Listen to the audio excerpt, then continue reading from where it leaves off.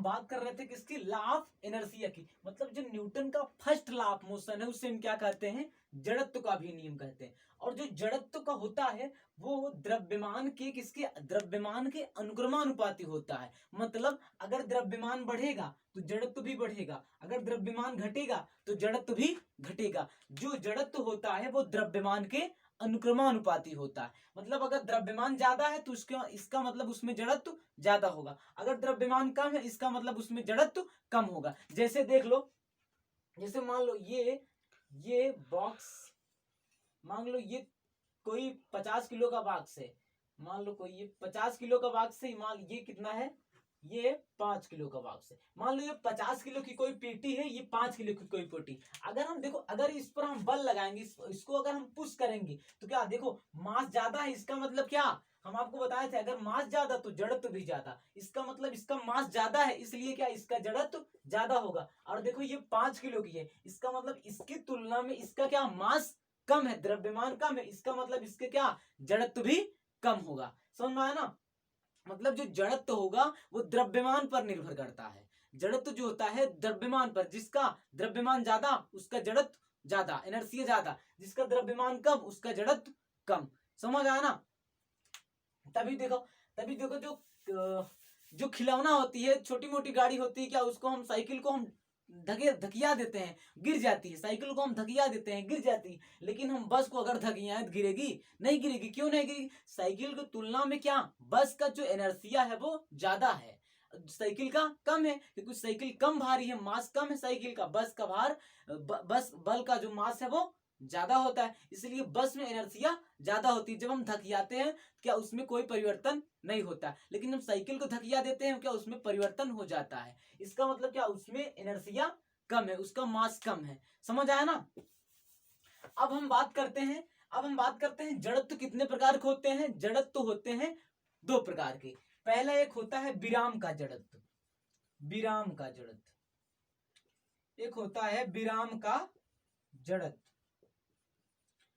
एक होता है, विराम का जड़त्व। और दूसरा क्या होता है, गति का जड़त्व, दूसरा होता है गति का जड़त्व। मतलब inertia of rest and inertia of motion. जड़त्व दो प्रकार के होते हैं, एक विराम का जड़त्व होता है, उसके बाद एक गति का जड़त्व होता है। लेकिन सबसे पहले हम बात करेंगे विराम की जड़त्व की। जो विराम का जड़त्व वो ये कहता है, जो विराम का जड़त्व है वो ये कहता है, अगर कोई वस्तु विराम में, देखो नाम से स्पष्ट है, विराम का जड़त्व मतलब अगर कोई वस्तु रुकी है तो रुकी रहेगी। कब तक रुकी रहेगी, जब तक कि उस पर कोई बाह्य बल लगाकर उसकी अवस्था में परिवर्तन न किया जा सके। मतलब उसकी जो विराम की अवस्था है उसको हम बदल ना दे, तब तक क्या वो विराम में बनी रहेगी। और दूसरा है गति का जड़त्व, इनर्शिया ऑफ मोशन।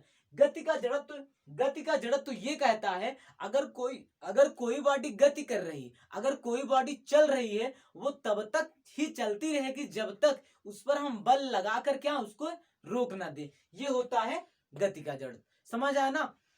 विराम का जड़त्व क्या होता है और गति का जड़त्व। विराम का जड़त्व क्या होता है, विराम मतलब रुका हुआ, अगर कोई वस्तु रुका है तो वो रुको ही रहेगा। और कब तक रुका रहेगा, जब तक क्या बाह्य बल लगाकर उसकी अवस्था में हम परिवर्तन नहीं करते। जैसे मान लो ये देखो, ये देखो मार्कर हमारे हाथ पे रुका हुआ है, ये कब तक रुका रहेगा, जब तक हम इस पर बल लगाकर इसको हम उठाएंगे नहीं, तब तक क्या ये इसी पर रहेगा, ऐसे ही रहेगा। देखो बल लगाए, इसको हम उठा लिए, इसकी अवस्था में परिवर्तन हो गया ना। तो ये क्या था, विराम का जड़त्व।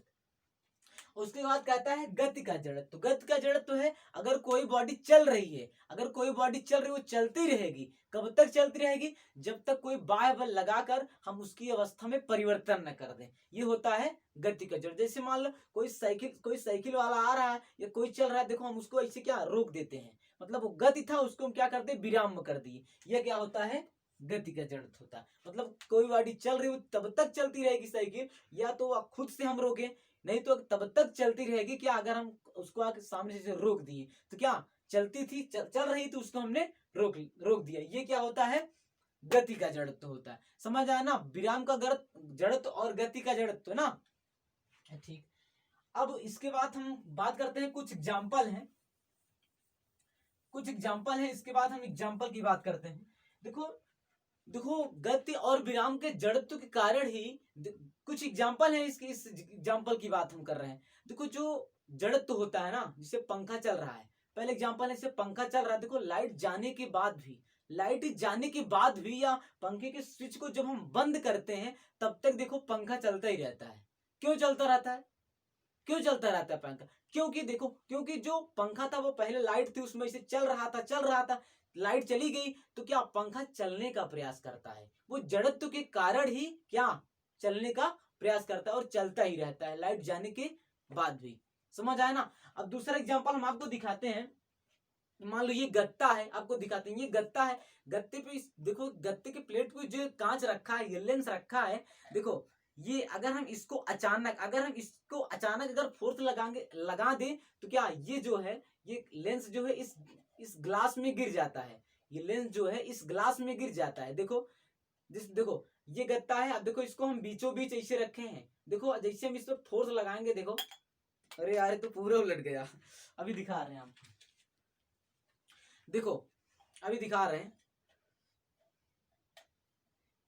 देखो जैसे ये गत्ता है ना, ये गत्ता, इस पर हम जैसे फोर्स लगाते हैं एकाएक, देखो देखो ये क्या, ये जो लेंस था किसके, इसके अंदर गिर गया और गत्ता कहाँ चला गया, बाहर चला गया। क्यों? देखो ये तो ऐसे पड़ा था इस पर ना, इस पर रखा था, ये विराम में रहना ही चाहता है, ये विराम में रहना चाहता था, ये विराम में रहना चाहता, लेकिन जब हमने गत्ते के ऊपर फोर्स लगाया क्या, वो तो गत कर दिया, लेकिन इसको पता ही नहीं चला कि हम गत कर रहे हैं, ये क्या, इसलिए क्या ये गिर जाता है, इसमें गिर गया। समझ आया ना?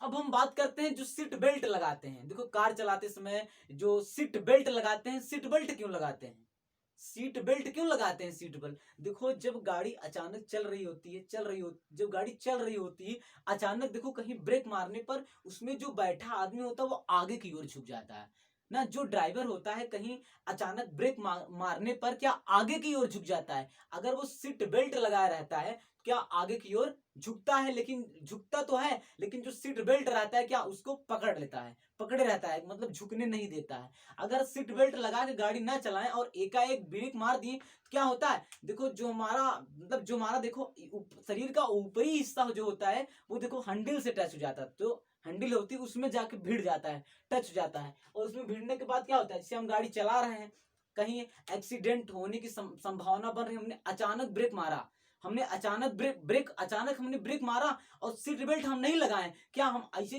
देखो आगे की ओर झुकेंगे और गाड़ी बहुत ही स्पीड से, झुकने के बाद क्या हमारा जो सर है ना, जो मुंह हैंडल में टकरा जाएगा और थुरा जाएगा, मुन्ना मुन्ना हमारा थुरा जाएगा, थुरा जाने का मतलब समझ रहे हैं ना, the shape and size is change of the mouth like as mixture of aloo, tamatar, बैगन, धनिया पाती ना, देखो जो डैमेज हो जाएगा इसको कहते हैं एक्सीडेंट हो जाता है, इसीलिए क्या हम सीट बेल्ट लगा के चलते हैं। समझ आया ना? ये होता है जड़त्व के